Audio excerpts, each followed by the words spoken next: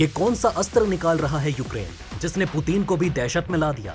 दुनिया ने पहली बार रूस को डरते देखा।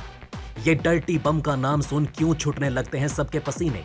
धुरंधर देशों में भी नहीं है सैन्य की ताकत। रूस कैसे थामेगा ये महाप्रहार? यूक्रेन का ये कदम बर्बाद कर देगा दुनिया। रूस ने कर दी भयंकर चेतावनी, ये कदम उठाते ही परमाणु युद्ध की तरफ बढ़ जाएगी दुनिया। फिर किसी की नहीं सुनेगा रूस।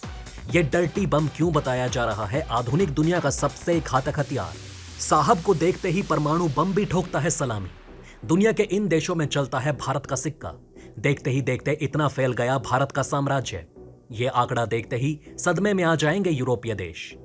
दोस्तों, पहली खबर में आपको बताएंगे कि आखिर अब यूक्रेन ने अपने 4 इलाके गवा बैठने के बाद कौन सा महाअस्त्र निकाल लिया है जिसने पुतिन को भी डरने पर मजबूर कर दिया है। केवल पुतिन की ही नहीं, इस महाअस्त्र को देखने के बाद अच्छे अच्छों की फटी पड़ी है। आखिर क्यों? ये तो आपको पूरी खबर देखकर ही पता चलेगा। उसके बाद दूसरी खबर की तरफ बढ़ेंगे जिसमें आपको बताएंगे कि दुनिया में फैलता भारत का वर्चस्व कहां तक पहुंचा और कौन से ऐसे दिल हैं जिनमें आज भारतीयों का राज है। आइए दोस्तों, पहली खबर की तरफ बढ़ते हैं, जहां चालबाज यूक्रेन इस वक्त दुनिया के सामने मासूम बना हुआ है। वो अपने आप को बेचारा और रूस को आतंकी दिखाने की कोशिश कर रहा है। इसमें पश्चिमी देशों का पूरा सपोर्ट उसे मिल रहा है।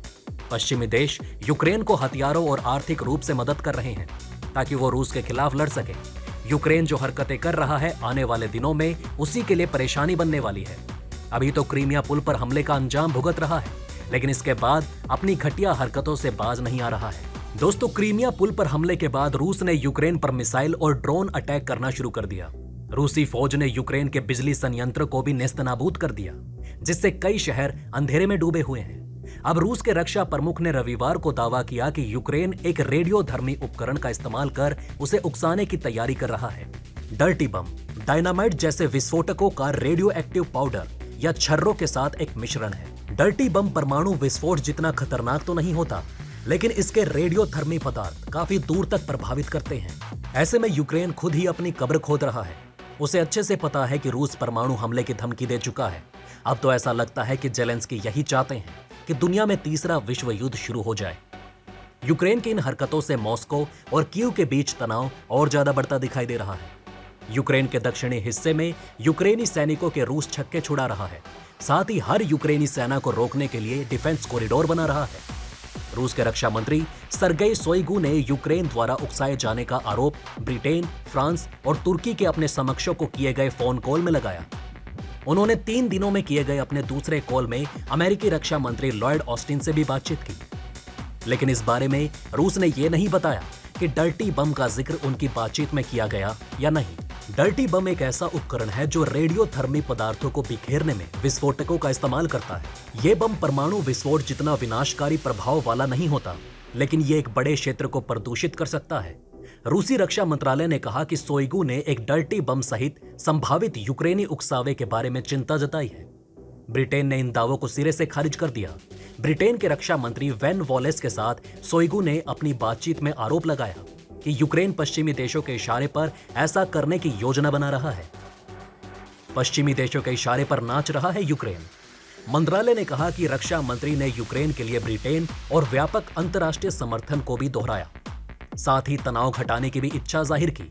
रूसी अधिकारियों ने बार बार दावा किया कि यूक्रेन एक डर्टी बम का इस्तेमाल कर सकता है और इसके लिए मॉस्को को जिम्मेदार ठहरा सकता है। इस विश्लेषण से आप ठीक तरह से समझ गए होंगे कि कैसे यूक्रेन की एक गलती पूरी दुनिया को तबाही के मुहाने पर खड़ा कर सकती है, क्योंकि पूरी दुनिया को यह पता है कि कोई भी मजाक कर सकता है, लेकिन रूस नहीं। रूस ने जो एक बार बोल दिया वो करके रहेगा। इस डर्टी बम की ताकत जानकर आपको अंदाजा हो गया कि आखिर इसके इस्तेमाल से दुनिया को काहे पसीने छूट रहे हैं, क्योंकि ये बम तबाही के साथ साथ रूस के गुस्से की सुनामी भी लेकर आएगा, जिसमें केवल यूक्रेन का नहीं बल्कि कई देशों का जलकर राख होना तय है। अब आइए दोस्तों, दूसरी खबर की तरफ बढ़ते हैं, जिसको सुनकर आपकी छाती गर्व से चौड़ी हो जाएगी। ब्रिटेन के नए प्रधानमंत्री के रूप में भारतवंशी ऋषि सुनक के नाम पर मोहर लग चुकी है। ऐसा पहली बार हो रहा है जब ब्रिटेन में कोई भारतीय मूल का नेता इतने शीर्ष पद पर पहुंचा हो।